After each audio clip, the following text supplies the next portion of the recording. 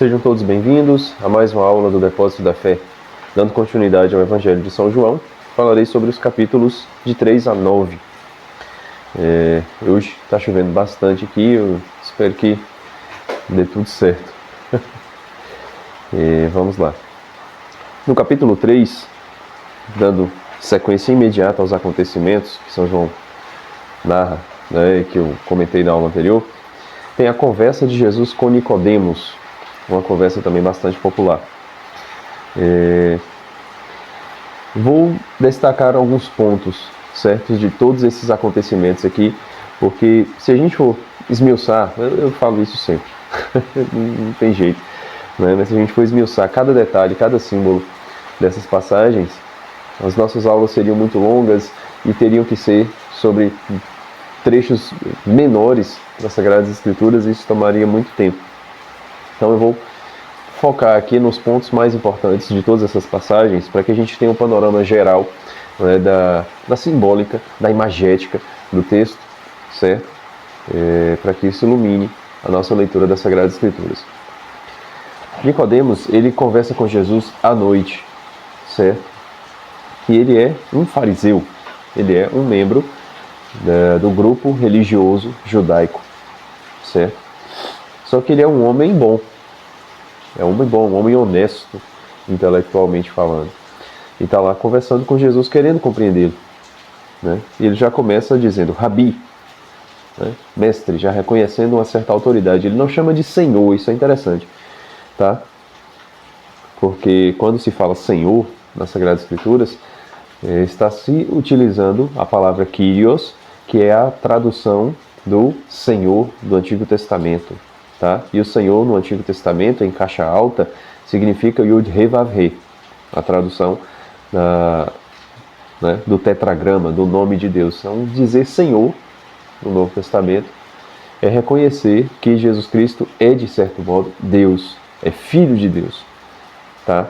Existe um reconhecimento do agiógrafo, é óbvio, né? E o de certo modo se encaixa aqui, no personagem que está falando. Tá? Mas Nicodemos, ele chama de mestre, chama de rabi. Alguma autoridade ele está dando a Jesus, porque ele, Nicodemos, é fariseu, certo? Jesus não é.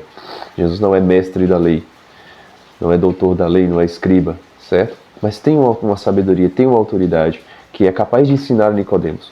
E por isso os questionamentos de Nicodemos são questionamentos honestos de quem quer aprender, tá?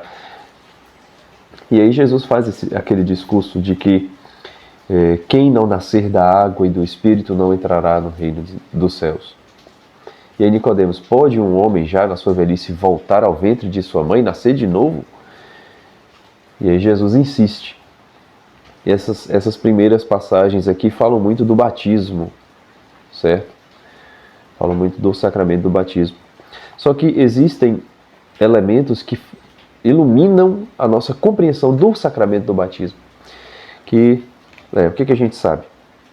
Que no momento em que somos batizados, recebemos a infusão do Espírito Santo, recebemos a graça santificante nas nossas almas. E o padre Antônio Roio Marim, ele diz que a graça infundida na alma no momento do batismo, numa criança pequenina, é muito mais valiosa do que toda a criação.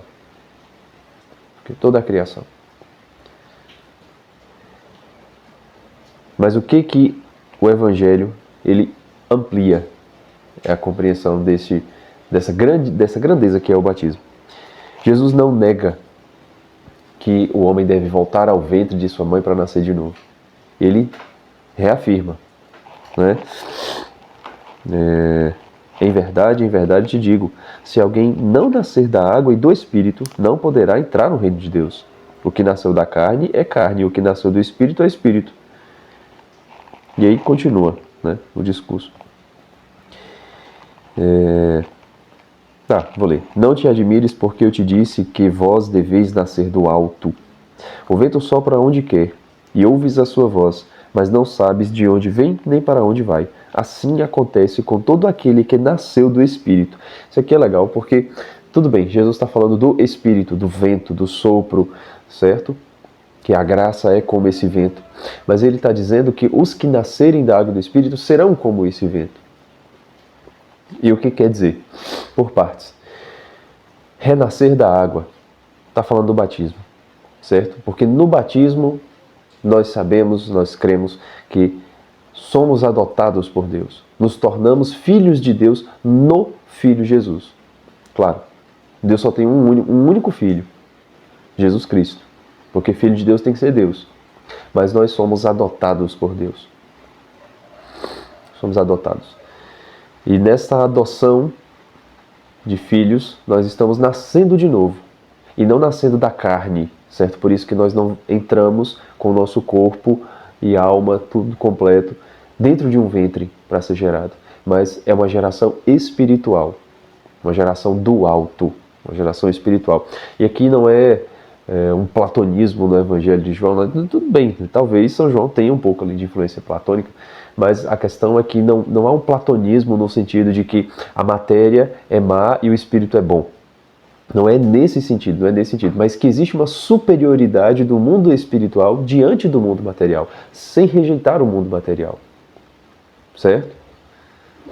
Então, quando Jesus diz que devemos nascer do Espírito, nascer do alto, é essa geração espiritual que precisa acontecer de forma superior à geração carnal. Eu não deixo de ser filho de meu pai e de minha mãe, mas a adoção que Deus realiza em mim é muito superior à natureza. Certo? E o vento sopra onde quer, ouves a sua voz, mas não sabe de onde vem nem para onde vai. Os que nascerem do Espírito serão assim. Quer dizer, quem nasce do Espírito tem mais liberdade. Liberdade.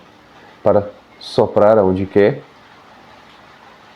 ser ouvido, mas não dizer nem de onde vem nem para onde vai. Porque quem nasce do Espírito é livre. O que Jesus está querendo dizer? Que aqueles que ficam presos à carne, ficam presos ao mundo material, aos prazeres do mundo material, são escravos. São escravos, estão presos. Não podem seguir outra regra senão a regra do seu ventre, a regra dos seus desejos, do seu ego. Certo? Estão presos. Mas quem nasce do alto, quem recebe essa graça, e não simplesmente recebe essa graça, mas coopera para que essa graça cresça, tem a liberdade do vento. A liberdade do vento. De soprar aonde quiser. De ir para onde quiser. De não estar preso ao mundo material. Certo? Tem liberdade. É aquilo que Santo Agostinho vai dizer: ame a Deus e faça o que quiser.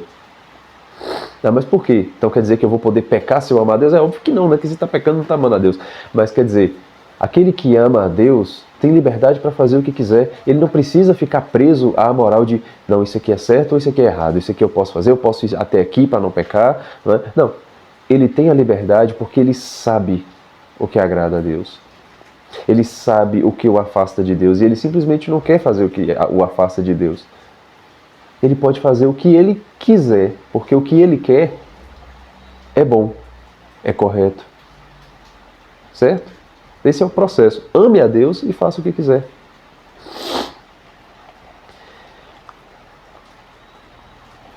E aí Nicodemos ainda não entende, né? Como pode isso acontecer? Jesus, tu és mestre de Israel e não conhece essas coisas? E aí Jesus vai falar, depois que comparasse a si mesmo com a serpente do deserto. Né? Como Moisés levantou a serpente do deserto, o Filho do Homem deve ser levantado. Essa passagem da serpente a gente não viu aqui no Depósito da Fé, porque está em Números, certo? E a gente não deu números aqui no Depósito da Fé, mas também é uma passagem conhecida, em que o povo estava peregrinando no deserto e as serpentes começaram a picar o povo porque o povo começou a falar mal do maná. Olha o processo. Deus deu o maná para o povo se alimentar. E o povo começou a enjoar daquilo, começou a maldizer, falar: esse pão horrível, eu não aguento mais isso, eu tenho saudade do Egito. E aí vieram as víboras, as cobras, e começaram a picar o povo e o povo começou a morrer. Então eles se arrependeram, vieram até Moisés: ô Moisés, intercede por nós aí, porque a gente não aguenta mais, a gente está arrependido, a gente não devia ter falado aquilo. Então Moisés intercede pelo povo e Deus fala: erga uma serpente de bronze num poste. Todo aquele que olhar para a serpente será curado. E aí Jesus se compara a essa serpente. Essa comparação de Jesus aqui, né, eu quero lá na frente, né, fazer um vídeo só sobre isso, porque existe uma reflexão profunda, profundíssima desse símbolo, tá? De Jesus se comparar à serpente. Mas enfim, de forma superficial aqui, nesta aula, quando Jesus faz essa comparação, ele está dizendo de forma evidente que aqueles que olharem para o Cristo crucificado, erguido num poste, será curado do veneno do pecado. Porque a serpente, ela geralmente aparece nas Sagradas Escrituras como símbolo do tentador. Seu veneno é o pecado, que vem contra o nosso calcanhar. Tá? Apesar da serpente aparecer em outras passagens com um símbolo até benéfico. Mas vamos ficar nisso. Então Cristo está dizendo que quando ele for elevado, atrairá todos a si. E aqueles que olharem com fé para o Cristo, serpente preso na haste, na cruz, será curado do veneno do pecado. Certo? E tudo isso está ligado, o batismo e esse processo. Porque o batismo, ele perdoa os nossos pecados. Ele perdoa os nossos pecados. O batismo é esse primeiro olhar para a cruz que nós realizamos, certo? Quando batizamos as crianças, são os pais e padrinhos que têm essa fé de olhar para o Cristo crucificado e, em primeiro lugar, dizer: essa criança precisa ser liberta do veneno que ela recebeu pela geração, que é o pecado original. Ela precisa ter uma certa imunidade contra o veneno da serpente que tentará contra o seu calcanhar, certo? Ou quando é um adulto que é batizado, é ele mesmo que está dizendo isso. Que precisa do remédio para o veneno que está nela e de uma prevenção para as investidas futuras da serpente. Depois tem um interrogatório que fizeram com João Batista, né? E aí João Batista ele vai dizer que Cristo é aquele que vem do alto. Aquele que vem do alto. Aquele que vem do alto está acima de todos. Quem é da terra pertence à terra e fala as coisas da terra. São João está dizendo, né? Cristo está acima dele. Muito acima dele, porque ele vem do alto. Cristo existe muito antes de todos. Certo? E esse que vem do alto é maior do que todos é no sentido daquela cosmovisão antiga, certo? Eu creio que eu já comentei sobre ela aqui em alguma das aulas. Acho que foi até em Ezequiel, né, no começo. Aquela cosmovisão de que a terra está no centro, certo? E o céu está acima. Acima, contendo todas as coisas que estão dentro, certo? Então por que ele é superior a todas as coisas? Porque ele não só está acima no sentido de cima para baixo, mas no sentido de que extensamente por fora, contendo tudo que está dentro. Cristo é aquele que de fora, do extenso, ele vem, ele se comprime, certo? Por isso que aquele hino cristológico de São Paulo, que Cristo esvaziou-se a si mesmo, tem agora um sentido muito maior, porque não é somente um Cristo que desce de cima para baixo, mas é um Cristo que precisa mesmo se esvaziar para caber naquilo que está no mais interior, no mais profundo, certo? No que é menor. Precisa ele se esvaziar para caber, senão não caberia, sem deixar de ser igual a Deus, certo? Então, ele falou com Nicodemos à noite, porque mesmo sendo fariseu, Nicodemos estava na escuridão completa, na falta de consciência. Nicodemos tem apenas uma boa e sincera vontade de aprender, certo? E é isso que fará com que Nicodemos receba a luz de Cristo. Cristo é luz. E o texto vai dizer isso, certo? Se Cristo é a luz, ele vem iluminar o Nicodemos que está nas trevas. Cadê o versículo?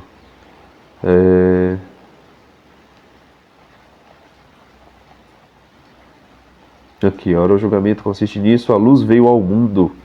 Aí Cristo dizendo, né? A luz veio ao mundo. Versículo 19. Mas os homens amaram mais as trevas do que a luz, porque suas obras eram más. Com efeito, todo o que pratica o mal odeia a luz e não se apoia na luz. Enfim, né? Então Jesus Cristo está dizendo que Ele é a luz para o Nicodemos que está nas trevas. Certo? Depois do capítulo seguinte, temos o diálogo de Jesus com a samaritana, que é um diálogo maravilhoso. Jesus passa pela Samaria, e a Samaria era um território que tinha uma inimizade profunda com Jerusalém, porque Samaria era meio que a capital da Israel do Norte, certo? Teve a divisão dos reinos, certo? E aí Jerusalém é a capital do Reino do Sul, é o Reino de Judá, e Samaria é meio que a capital do Reino do Norte, do que restou do Reino do Norte, que foi, né, esfacelado. Então, a samaritana, ela é símbolo da Samaria como um todo, certo? É uma mulher. Se é mulher, é o passivo, é o mundo material, certo? E Jesus Cristo, como homem, é o símbolo do Espírito, é o ativo, tá? Então, o diálogo que Jesus tem com as mulheres, a gente tem que levar sempre isso em conta, tá? E outra coisa interessante, Jesus chama essas mulheres de mulher. Mais um ponto para a gente absorver esse simbolismo naquilo que há entre Cristo e a humanidade. Cristo e a humanidade, certo? São João, ele não dá ponto sem nó. Vamos lá. E aí, nesse diálogo, Jesus, ao meio-dia, que é na hora sexta, aqui. A hora sexta é correspondente ao meio-dia. Então, o sol estava lá no zênite, certo? O calor escaldante. E Jesus Cristo, na beira do poço, vê a mulher encostando, né, no poço para pegar água, o poço de Jacó, o poço dos samaritanos, e Jesus, dá-me de beber. Aí a mulher, mas o senhor não é judeu? O senhor não é do Reino do Sul? Por que você está pedindo para uma samaritana para pegar água para você? Primeiro, você não tem nem balde, né? Como é que você vai tirar água do poço? Esse poço é fundo. Você sabe com quem você está falando? E aí, Jesus responde: se conhecesses o dom de Deus, e quem é aquele que te diz dá-me de beber, tu lhe pedirias e ele te daria a água viva. O que é água viva? A água viva é uma água que está correndo, certo? Que está fluindo. Não é uma água parada, é uma água que está em movimento. Então, provavelmente uma nascente, certo? Uma nascente é uma água viva. Esse é o sentido, uma água que jorra, que brota, que continua seu movimento. Tem sempre água ali, tá? Então, se conhecesses o dom de Deus, se conhecesse o dom de Deus, e aquele que te pede. E aí continua, né, o diálogo, em que ela começa a acreditar nele, né, e aí depois Jesus fala, chama lá seu marido, só para ver a reação dela, e ela, Senhor, não tenho marido, disfarçando, e Jesus, nisso disseste a verdade, porque você já teve 5 maridos e o que você tem agora não é seu. Quer dizer, ela já teve 5 maridos e agora está com o marido de outra. Está cometendo adultério. E aí é o momento em que ela se converte mesmo, porque ela vê que Jesus sabe de tudo. Depois que ela se converte, Jesus diz, mulher, crê em mim. Vem a hora em que nem nesta montanha, nem em Jerusalém adorareis o Pai. Porque ela se converte, né, dizendo, não, se o Senhor está dizendo que não é nessa montanha aqui que nós devemos adorar, né, a montanha sagrada para os samaritanos, no poço de Jacó, é em Jerusalém, na montanha de Jerusalém, então beleza. Aí Jesus diz, não é nem lá nem cá. Existe uma outra montanha. A montanha sou eu. Porque a montanha é sempre símbolo da ligação da terra com o céu. Certo? Aquela subida que é preciso fazer para se encontrar com o sagrado, para tocar o céu. O que é a Torre de Babel? É uma montanha artificial, uma montanha feita com esforço humano. É uma montanha que não dá certo, que não funciona, certo? Mas o que Jesus está fazendo? Vós adorais o que não conheceis. Olha só, Jesus está falando que os samaritanos adoram o que não conhecem.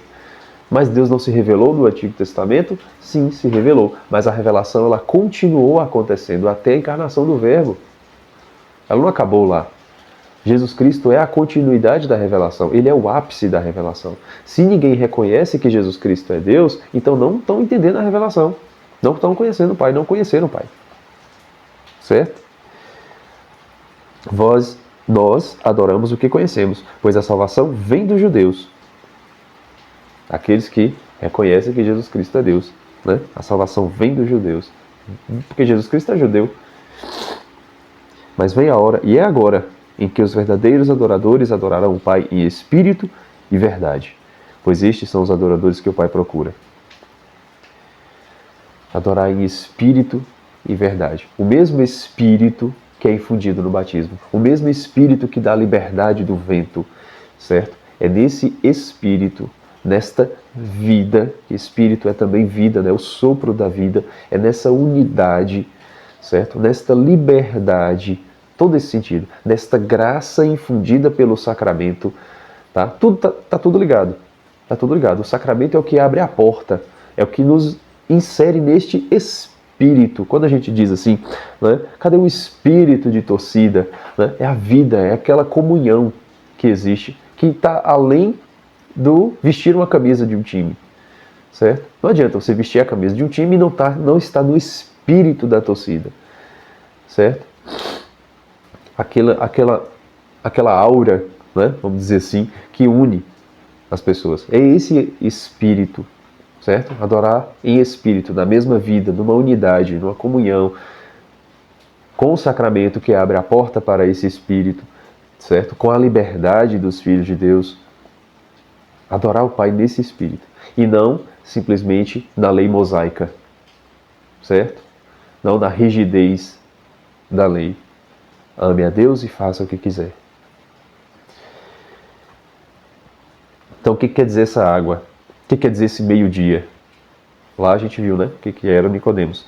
Aqui, no meio-dia, quer dizer, o sol ele está no topo do céu, no zênite. Os samaritanos eles fizeram tudo aquilo que estava no seu alcance. Tudo. Era o máximo de brilho, o máximo de luz que eles poderiam dar ao mundo, vamos dizer assim. Certo? E aí vem o Cristo que vem refrescar esse esforço, porque é um esforço que está sendo feito e que não vai atingir o objetivo. O poço é fundo, o poço de Jacó está secando, o poço é fundo, está difícil de tirar a água de lá. O esforço é tamanho, né, que eles estavam consumindo essa graça que receberam no Antigo Testamento, do pai Jacó, e o poço está secando. Está acabando o consolo de Deus para o seu esforço. Mas se conheceres o dom de Deus,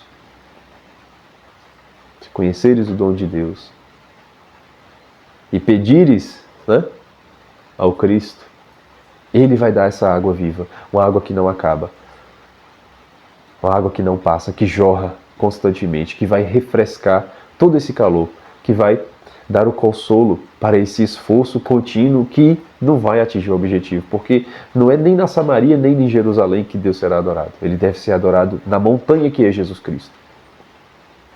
Ele é a escada de Jacó, certo? Ele é a escada do sonho de Jacó, que ele falou lá para Natanael. Agora ele é a montanha. A montanha. É nele que devemos adorar o Pai. Adorando a Ele, adoraremos o Pai. Nesse Espírito. É esta água viva que Cristo vem nos dar. Certo? A água viva que jorra, como a água que sai do poço, do templo de Ezequiel.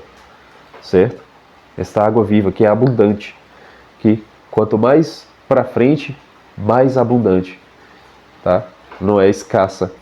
Pelo contrário, ela vai transformando-se no mar. Enquanto o poço, fundo, difícil de tirar a água, né, vai secando. Vai secando. Não dá mais para descer.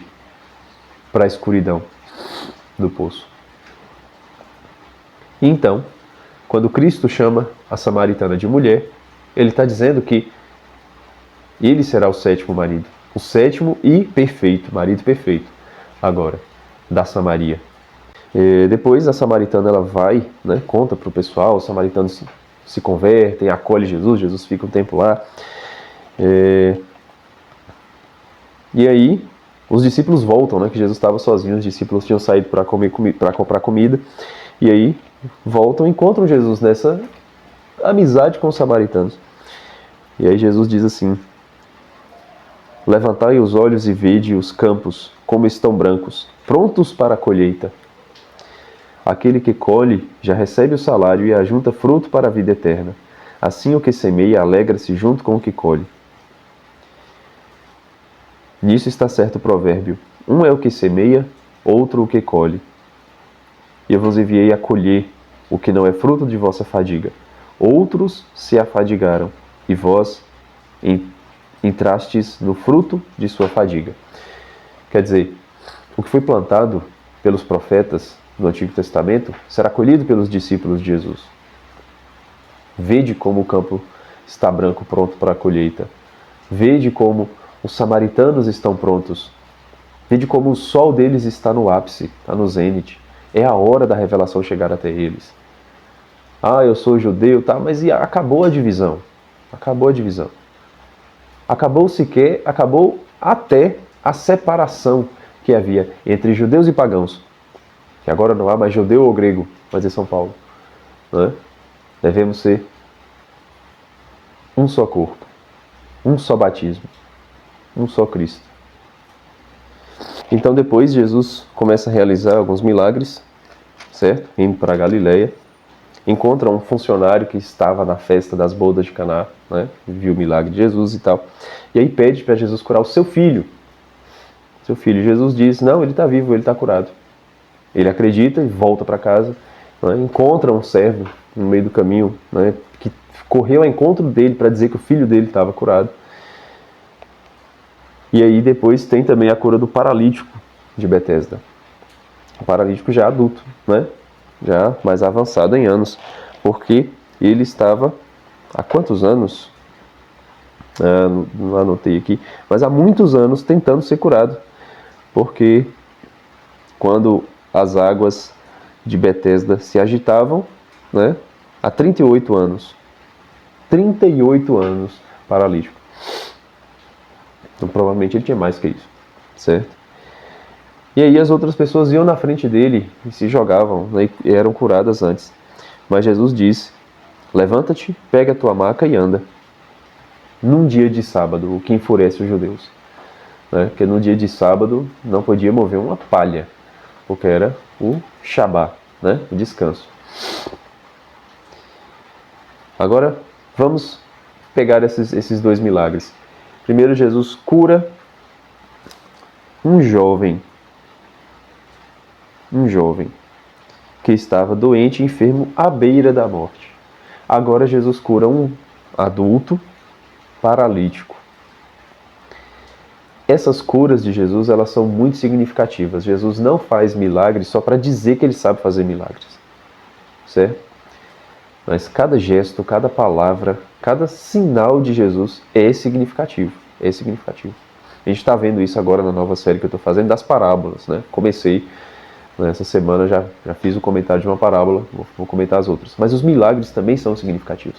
Quando ele cura um jovem, ele está curando a nova geração do Novo Testamento, certo?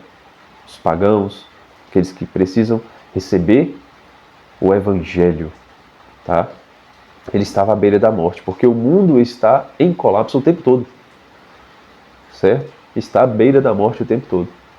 Mas Cristo vem e cura aqueles que precisam receber o Evangelho, para que não morram, certo? E o paralítico, já mais velho, é o que? É o Antigo Testamento, que já não caminha mais. Já não caminhava mais. Essa história aí de fariseus, saduceus, mestres da lei, não estava caminhando para frente.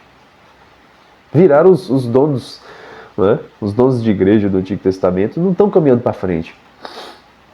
Estão paralíticos. E aí Cristo vem e cura para que eles possam caminhar junto com Cristo. Certo?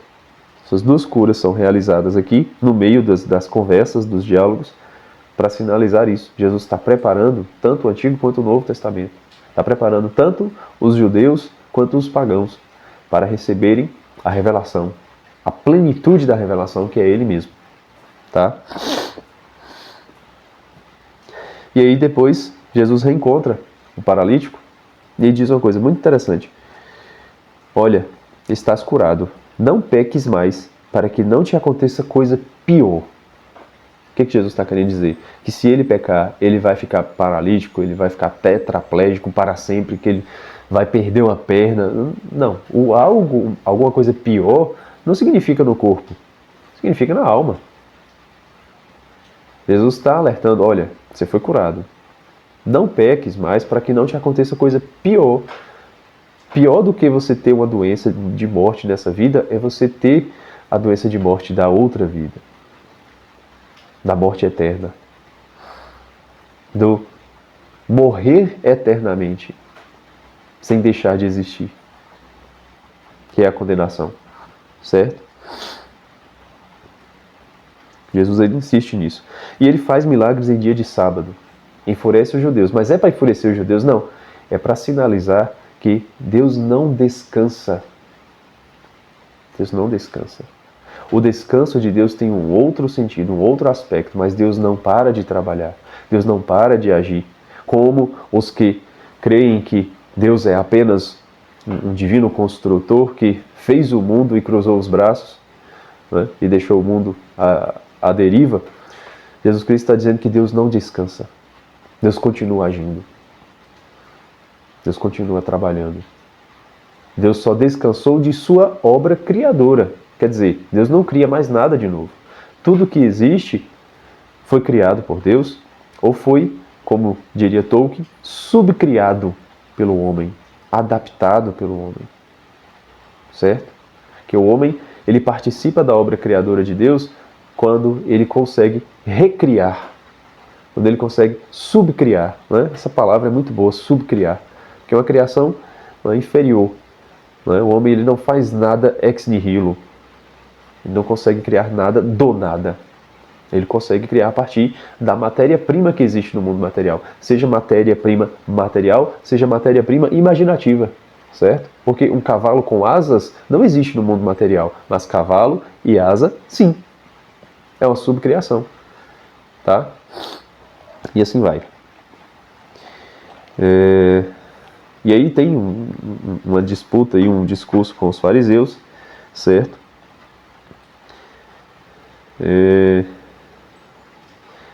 Lá na frente, só um versículo aqui, o versículo 39 do capítulo 5, que é interessante, dessa discussão de Jesus com os fariseus. Ele diz assim: examinai as escrituras, pensando ter nelas a vida eterna.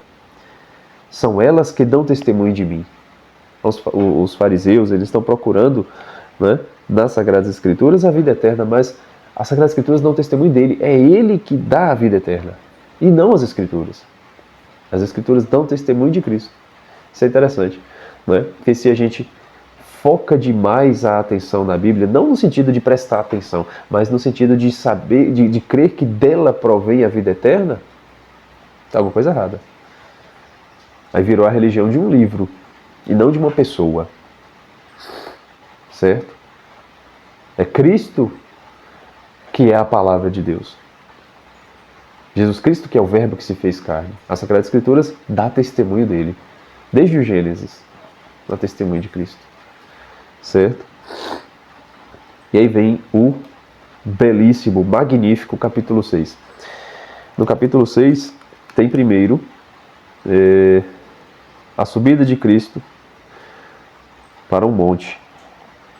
Jesus subiu a montanha e sentou-se com seus discípulos. Uma multidão de uns 5.000 homens, sem contar mulheres e crianças, o seguia. E aí Jesus, para provar os apóstolos, o que a gente vai fazer para alimentar tanta gente?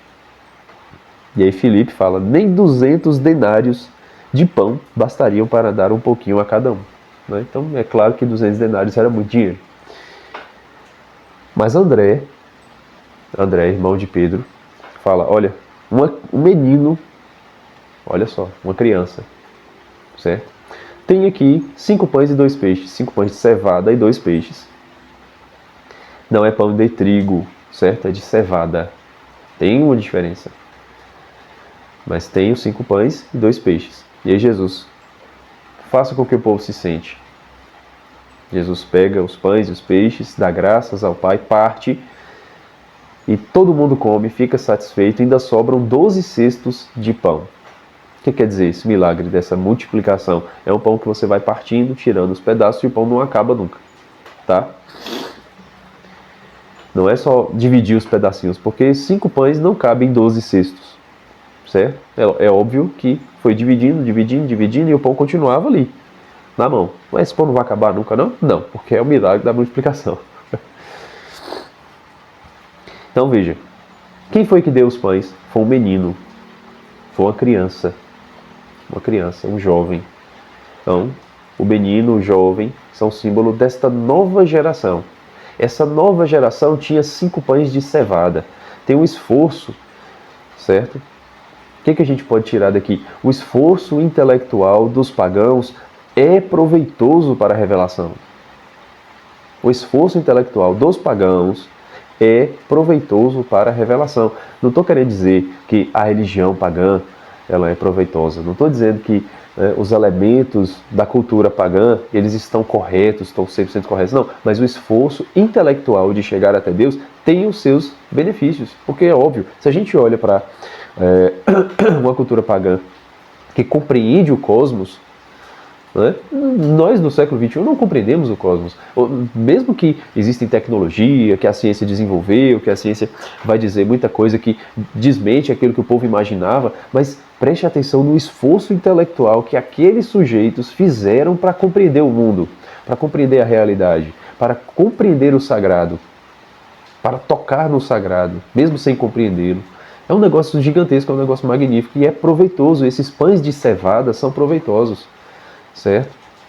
Ainda não é o pão de trigo, não é o pão ideal, mas é pão, é o esforço. E Cristo se aproveita disso, não de forma maligna, é claro, né? Se aproveitando, né? Não, mas ele se serve disso para alimentar as pessoas.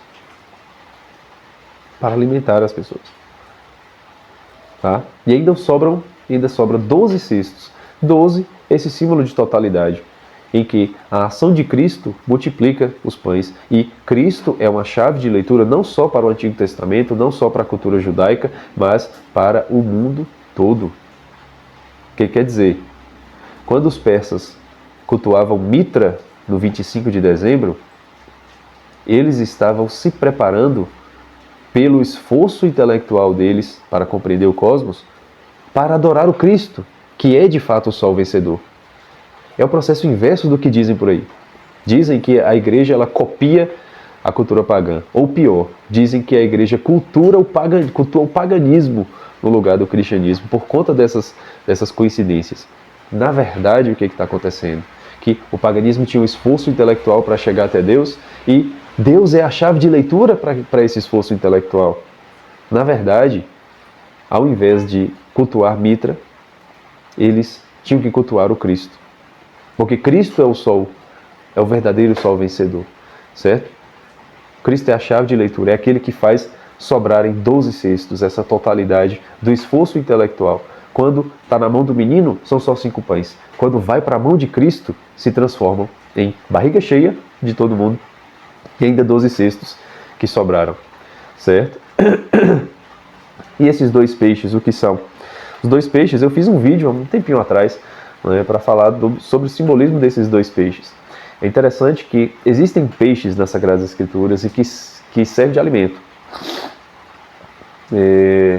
Não necessariamente alimento, né, mas o peixe que aparece, o grande peixe que aparece em Tobias, ele é utilizado para remédio. Tá? Então, não é bem alimento. Né? Tobias come a carne do peixe, se não me engano, e guarda o fel, o fígado e o coração para curar Sara e seu pai Tobit. E tem o grande peixe que engole Jonas, né? Que gera Jonas, que faz com que Jonas se converta debaixo das águas e o joga em Nínive, né? Próximo de Nínive. E Cristo é aquele que tem a espada que vence o Leviatã. Quando Cristo faz isso, né, ele pega esses 2 peixes e multiplica, dá para o povo comer, ele está nos dando esses peixes do Antigo Testamento, para que nós recebamos a força desses peixes, certo? A força curadora do peixe de Tobias e a força geradora do peixe de Jonas. Cristo pega essas 2 forças e dá ao seu povo a cura e a geração, a gestação, certo? Para que possamos crescer na graça, para que, curados do pecado e gestados para a virtude, possamos ser bons discípulos, tá? Então Cristo nos dá esta graça. Olha só, os 5 pães e os 2 peixes, o que é? Tá vendo? E 5, o número 5 é símbolo do homem, é o 3 mais 2, é a dualidade mais a relação, a união, que é o 2 mais 3. Então é símbolo do homem.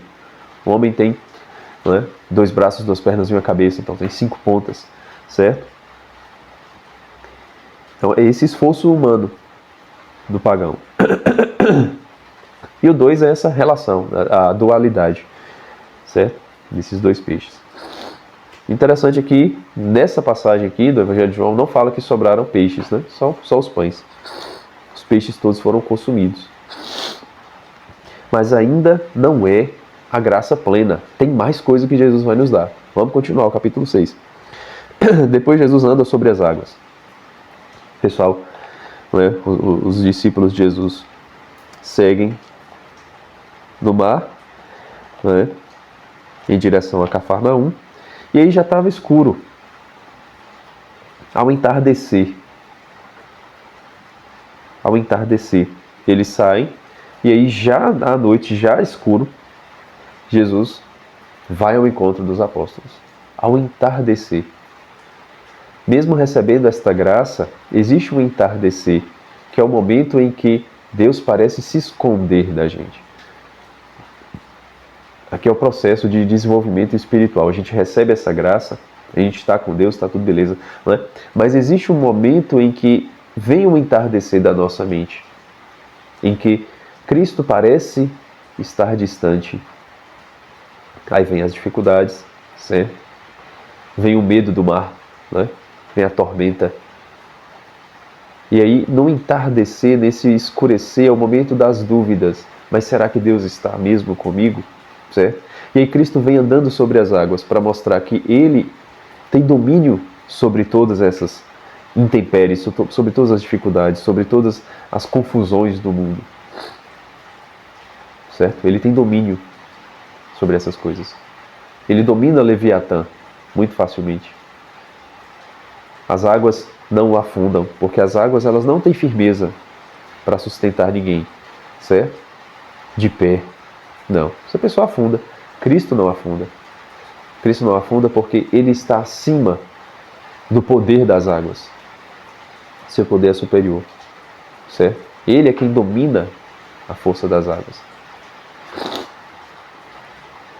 Então ele vai ao encontro, né? Os discípulos têm medo, né? Jesus, porém, disse: sou eu, não tenhais medo.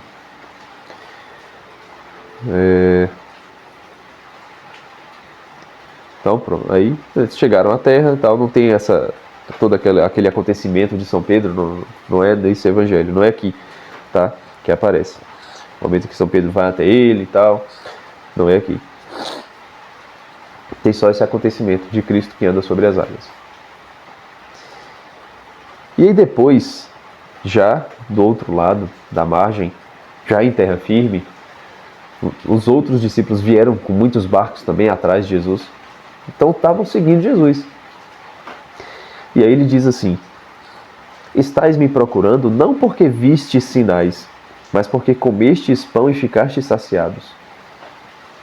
Que dureza. Não foi porque eles viram o milagre, mas porque eles encheram a barriga.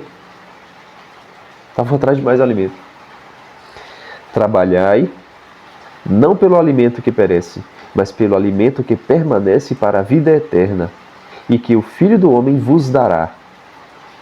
Pois a este, Deus Pai o marcou com seu selo. Vamos ficar nisso aqui. Trabalhai não pelo alimento que perece. Isso aqui é uma frase É uma nova frase, é uma recriação da frase que está no Gênesis. Porque Deus falou para Adão para trabalhar e comer o pão com o suor do seu rosto. Comer o pão, né? Trabalhar pelo pão. O pão que perece, o pão que sustenta o corpo, o pão que encheu a barriga da multidão. Mas Cristo está falando para a gente trabalhar não por esse alimento, mas por um outro alimento. Um alimento que não perece. Um alimento que permanece para a vida eterna. Que Ele vai dar, certo? E que Deus Pai marcou com seu selo. Se Deus marcou com selo, é porque vem de Deus. Certo? É como aquelas cartas que vêm com aquele selo, né, de cera. Deus Pai marcou com seu selo. Vem de Deus. Cristo está dando. E é para a vida eterna. É um alimento que não perece. E aí começa todo o discurso do pão da vida. Né? Eu sou o pão da vida. Quem vem a mim nunca mais terá fome. E eu o ressuscitarei no último dia. Não é? Jesus Cristo falando. Né? É uma passagem famosa também. Né? Ele dizendo que eu sou o pão vivo que desceu do céu. Quem come deste pão viverá eternamente. E o pão que eu darei é a minha carne para a vida do mundo. Ele está falando da Eucaristia. Certo? Ele está falando da Sagrada Eucaristia. Em que seus pais comeram maná do deserto e morreram. O pão que desceu do céu. Né? É um pão que desceu do céu. Tem a marca de Deus ali. Mas eles comeram e morreram. O pão que Deus, que Jesus Cristo vai dar, ele permanece para a vida eterna. E quem come vai viver eternamente. Quem come não vai morrer. Jesus está falando de um processo de cura daquela semente má que fez com que o homem morresse. Porque o homem, apesar de ter um corpo que é mortal, eu até brinquei esses dias no encontro de Crisma, é morrível. A consciência humana não foi feita para morrer. Quer dizer, o homem ele não nasceu para morrer, certo? E a morte, os tipos de morte, não só a material, a física, né, que acontece, mas também a eterna, elas precisam ser restauradas, consertadas. E Cristo vem consertar isso. Ele está dizendo que primeiro haverá uma vida eterna, certo? E que é preciso comer desse pão. Lá atrás ele falou que quem não nascer da água e do Espírito não terá essa vida eterna. É a porta de entrada. E agora, quem não comer desse pão, que é a sua própria carne, não vai ter também. Mas ele disse uma coisa aqui, nos versículos 54 e seguintes, muito profundas. Vamos meditar nisso. Porque, tudo bem, Jesus já está falando da Eucaristia, certo? O pão que eu vou dar é a minha carne, certo? Mas ele diz assim: quem come a minha carne e bebe o meu sangue tem a vida eterna. E eu ressuscitarei no último dia. Com efeito, minha carne é verdadeira comida e o meu sangue é verdadeira bebida. Vamos por partes. Ainda tem mais coisa. Então, beleza. É preciso comer da sua carne e beber do seu sangue para ter a vida eterna.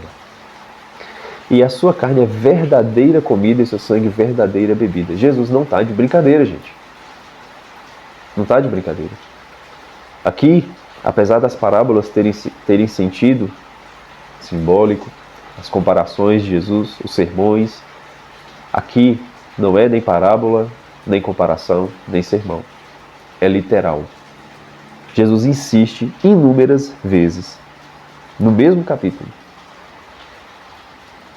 Minha carne é verdadeira comida. É uma comida de verdade, tá? De verdade, para comer, para mastigar. Certo? E o sangue é verdadeira bebida, é uma bebida de verdade, tem que beber, tem que engolir. Certo? Não é de brincadeirinha, não é de mentirinha. Certo? Não é uma criança brincando ali, né, de ser super-herói, e aí usa uma capa e ele acha que está voando. Não, é verdadeira comida, é de verdade. A gente tem que comer, tem que mastigar, certo? E aí o que acontece? Ele continua: quem come a minha carne e bebe o meu sangue, permanece em mim e eu nele. Permanece. Há uma união. Será uma só carne. Uma só carne. Como o Pai que vive me enviou e eu vivo pelo Pai, então, o Pai vive e o enviou. Jesus Cristo vive pelo Pai. Eles são um só. Eu e o Pai somos um, ele vai dizer lá na frente. Certo? Um só Deus, pessoas distintas. Um único Deus, pessoas distintas. Como o Pai vive e me enviou e eu vivo pelo Pai, também o que comer de mim viverá por mim. Gente, isso aqui é profundíssimo. Aquele que come da carne e bebe do sangue, que é verdadeira comida e bebida, além de permanecer nele, permanecer em Jesus Cristo nele, viverá por ele. Vai ter a vida dele. Vai ser cristificado. O que acontece com a gente quando a gente come um alimento? Esse alimento é assimilado no nosso corpo, não é?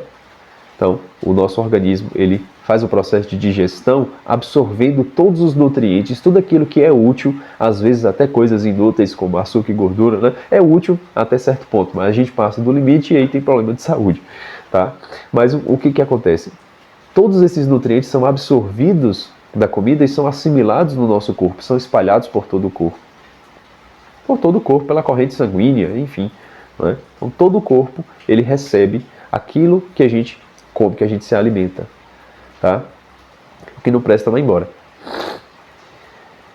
Mas quando a gente come dessa comida e bebe desta bebida verdadeiras,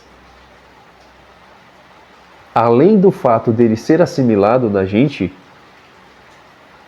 nós é que somos assimilados nele. Permanece em mim e eu nele. Viverá por mim assim como eu vivo pelo Pai. Há uma união.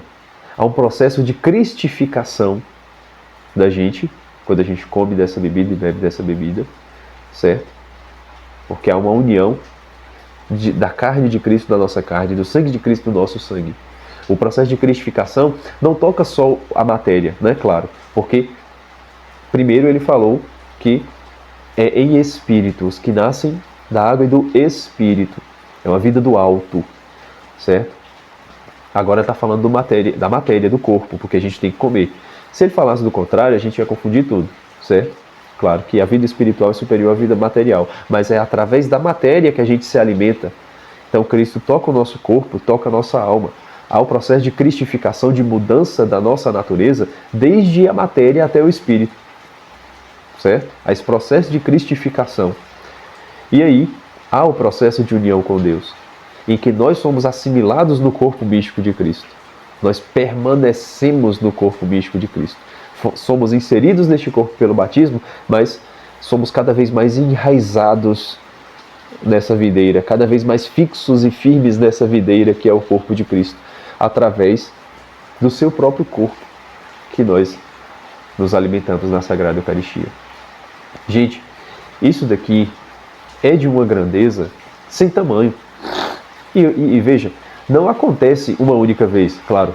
Quanto mais próximos de Deus nós estamos, quanto mais nos abrimos para esta graça, mais a Eucaristia ela nos transforma de forma evidente.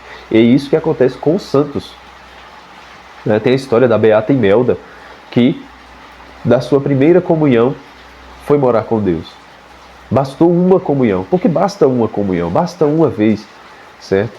Mas é claro que a abertura da alma daquela menina, daquela criancinha, foi gigantesca. Foi suficiente para Deus abarcá-la, abraçá-la e levá-la para junto dele.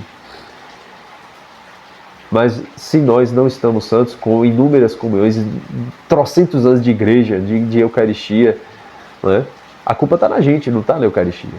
Que a santidade da Eucaristia basta um fragmento mínimo, microscópico, para tocar o nosso corpo, para realizar todo esse processo. Tá? E se nós ainda não estamos santos, é porque estamos nesse processo. O que nos cabe? O que nos cabe a partir de agora? Certo? Tendo esta consciência, cada vez mais nos abrir a esta graça, nos preparar cada vez melhor para receber a Eucaristia, não receber de qualquer jeito, se confessar com mais frequência, para estar cada vez mais digno na presença do Senhor, sem neura, sem paranoia, certo? Mas com a liberdade dos filhos de Deus. Com a liberdade dos filhos de Deus.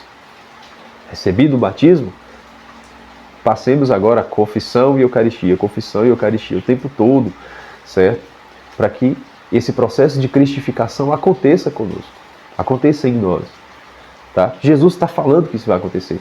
E aí, por que a gente tem plena certeza de que é isso? Porque os discípulos vão embora. Aquela multidão vai embora e Jesus se vira para os discípulos. Vocês também não querem ir embora, não? Essas palavras não são difíceis para vocês também, não? Porque eles foram embora por quê? Essas palavras são muito duras. Como é que ele vai dar para a gente de comer de sua própria carne? Claro que seria difícil da gente ver um pedaço de carne, né, humana, meu Deus, não. E aí, ele vem como pão. Como pão. Eu sou o pão vivo que desceu do céu. E o pão que eu hei de dar é a minha carne. Quer dizer, Jesus Cristo, ele diz que é assim, e na prática ele faz o processo inverso. Ele pega um pão que já está pronto e diz, isto é o meu corpo, com o poder da palavra do verbo criador, que disse, faça-se a luz, e a luz se fez. A luz não foi capaz de não se fazer quando Deus ordenou que ela se fizesse. Quando Cristo diz, isto é o meu corpo, aquilo que ele está apontando não tem poder para não ser o corpo dele. Não tem força suficiente para desobedecer a ordem da palavra criadora, do verbo de Deus. Quando Cristo diz, levanta-te e vá para casa, o paralítico não tem poder de desobedecer. A paralisia não tem poder de desobedecer a Cristo e permanecer no paralítico. Certo? Da mesma forma, o pão. Assim como as águas não têm poder de submergir, de afundar o Cristo, a realidade não tem poder de afundar o Cristo. A realidade que nossos olhos veem, elas são reais, é óbvio. Não estou dizendo que isso é irreal, não estou apontando para o relativismo, mas eu estou dizendo que o Deus que criou a realidade está acima dela. Ele abarca essa realidade. Ele não pode fazer uma confusão na ordem que ele mesmo criou, porque não faz sentido isso. Mas ele tem poder de alterá-la, de tocar nela, de mudar, de transformar, de transubstanciar, de mudar a substância sem mudar o aspecto, os acidentes. Se nós víssemos carne viva, quem se aproximaria da mesa da comunhão? Ninguém. Só para adorar, como aconteceu em Lanciano e acontece em muitos outros lugares dos milagres eucarísticos em que Deus muda a aparência, que para ele é fichinha, certo? Muda a aparência para que as pessoas acordem. Sou eu mesmo, Deus falando. Não é? Mas quando nós vemos a simplicidade do pão, a gente se aproxima. E talvez até por isso nos falta um pouco de fé. Mas se fosse diferente, ninguém se aproximaria, ninguém se alimentaria desse pão. Certo? Porque é o pão apenas na aparência. Não é mais pão em sua essência, em sua substância. É, na verdade, corpo, sangue, alma e divindade de nosso Senhor Jesus Cristo. E aí ele vai dizer, né? Tá, e aí eu vou pular aqui umas coisas porque nossa aula já está gigantesca. Vou para o capítulo 8, onde tem a história da mulher adúltera, certo?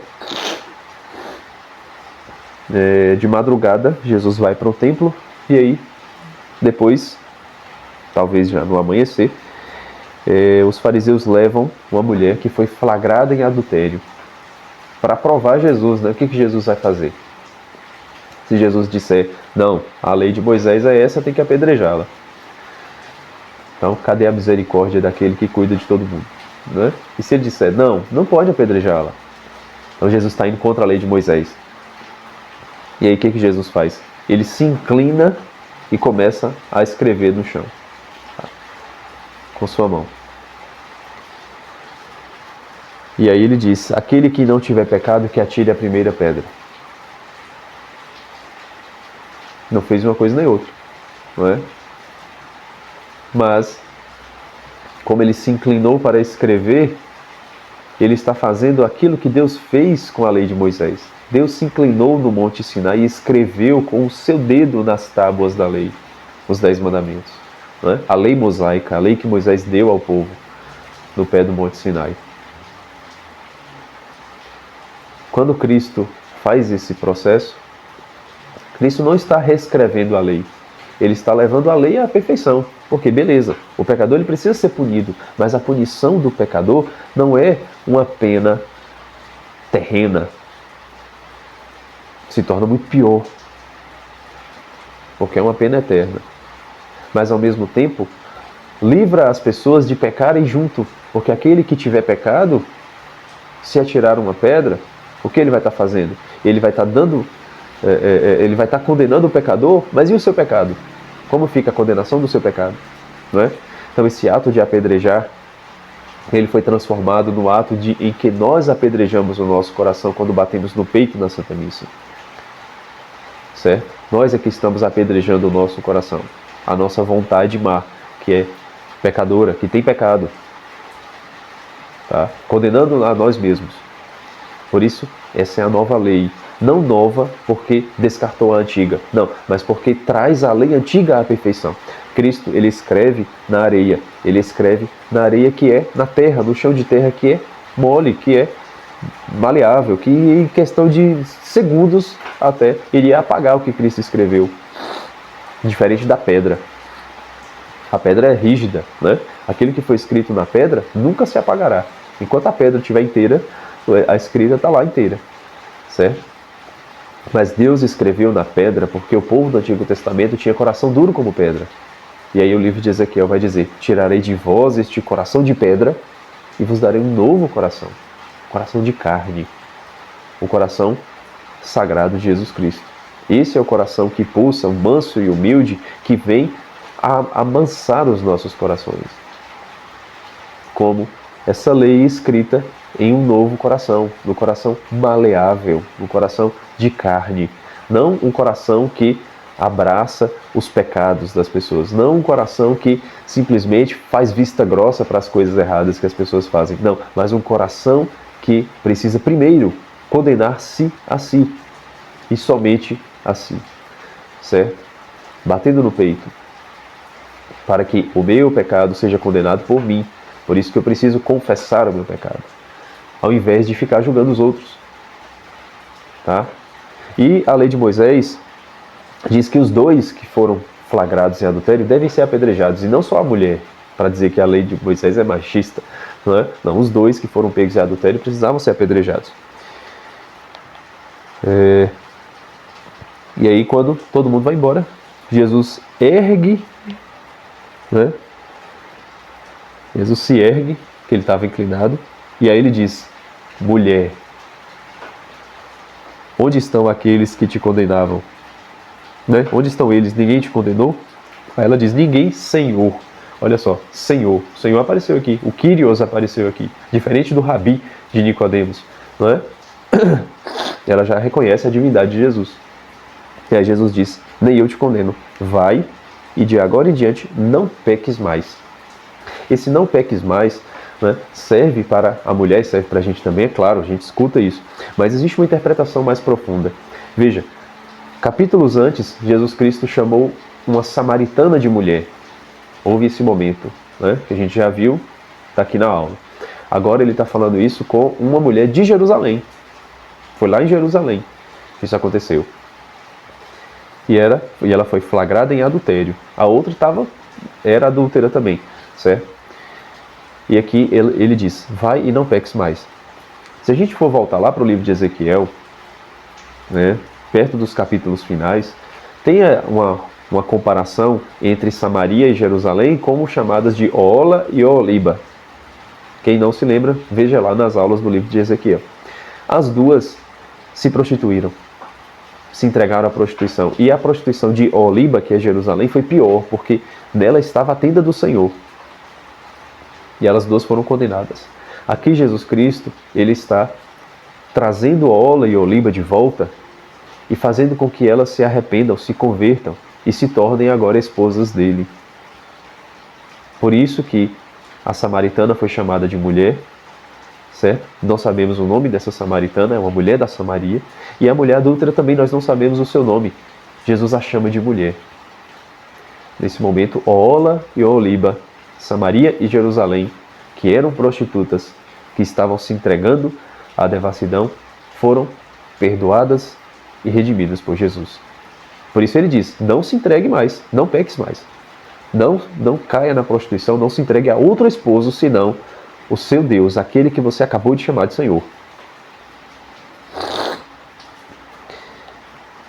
E aí, de imediato, Jesus disse, eu sou a luz do mundo. Quem me segue não caminha na escuridão, mas terá a luz da vida. É Ele que veio dar luz para todas as coisas. Para o Antigo Testamento, para o mundo pagão, para a realidade, para o cosmos, para todas as coisas. Ele é a luz do mundo. Aquele que caminha com Ele não anda na escuridão. Compreende todas as coisas. Todas as coisas que estão ao seu redor. Né? Não vai ter plena consciência, a onisciência, né? A sapiência eterna de Deus. Mas compreende tudo aquilo que está ao seu redor. Não caminha na escuridão, mas tem a luz da vida. Certo? E aí os judeus ficam pirados com Jesus, mais uma vez, né, por essas palavras.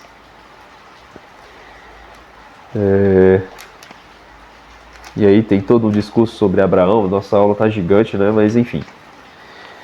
Vamos lá, vamos encerrar com o capítulo 9, o cego de nascença. Um homem que nasceu cego e era mendigo durante muitos anos. Jesus, ele vê que esse homem é cego e cospe no chão. Se não me engano, fez isso no dia de sábado também, né? Cospe no chão, faz lama, coloca nos olhos do cego e fala para ele se lavar no poço. O cego vai e começa a enxergar e começa a dar testemunho de Jesus. Só que ele não tinha visto quem era Jesus ainda, né? O cego que foi curado por Jesus. Pronto, é um milagre. Então Jesus pode curar cegos também. Cura a pessoa que está à beira da morte, menino, cura paralítico, cura cego. Ótimo, que legal. Mas não é só isso, tá? Que tipo de cegueira Jesus Cristo quer curar? E que interessante, ele cura com a sua saliva, né? Ele cospe, faz lama, é sua saliva com a terra.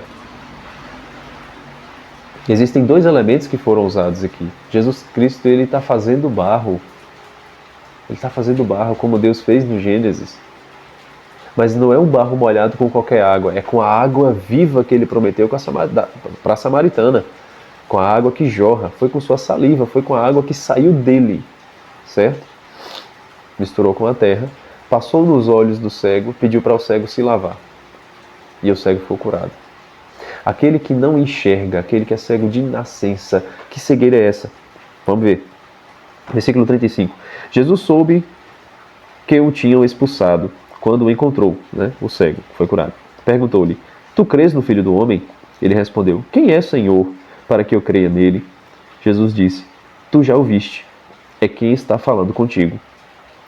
Ele afirmou, eu creio, Senhor, e prostrou-se diante de Jesus. Né? Prostrou-se diante de Jesus em adoração. Né? Então Jesus disse, eu vim a este mundo para o julgamento, a fim de que os que não veem passem a ver, e os que veem tornem-se cegos.